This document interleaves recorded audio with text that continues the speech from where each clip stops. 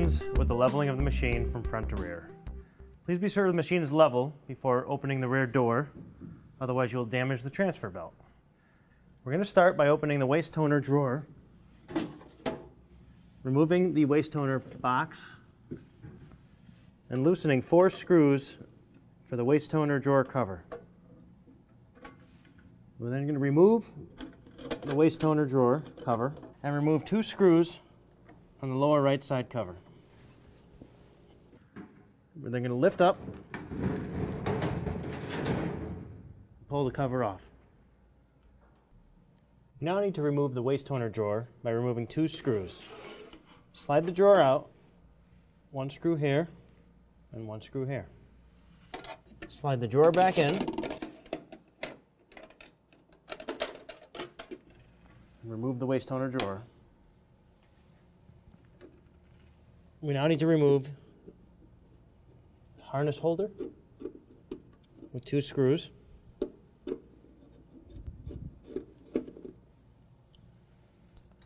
And now we have our space ready to level this side of the machine. We are now going to position the level in the center of the frame, halfway between the front and the rear.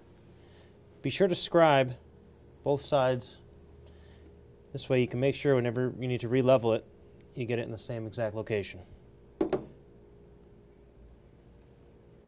For this step, we're going to remove the left-hand side door and the surrounding cover in order to be able to place the level.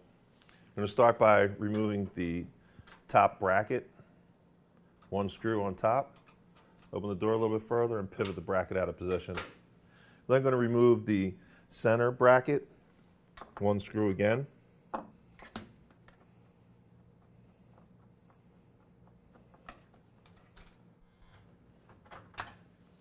And then remove the ground clamp on the lower portion of the door. Once those are removed, you can go back to the top, loosen the stay pin, and lift the door off of the bottom pin. At this point, we'll remove the left side cover. Do that, we'll remove the 5 black screws, 1, and down the bottom on the bracket, 2, 3, in the center, number 4, and all the way over on the front side, number 5. At this point, we'll place the level on the frame of the machine, approximately center, up against the side rails, and mark the position with a marker so you put it back in the same place each time. We'll now take each of the front and rear stands and hand tighten them down until they touch the floor. For this step, we're going to level the machine front to rear on the left-hand side.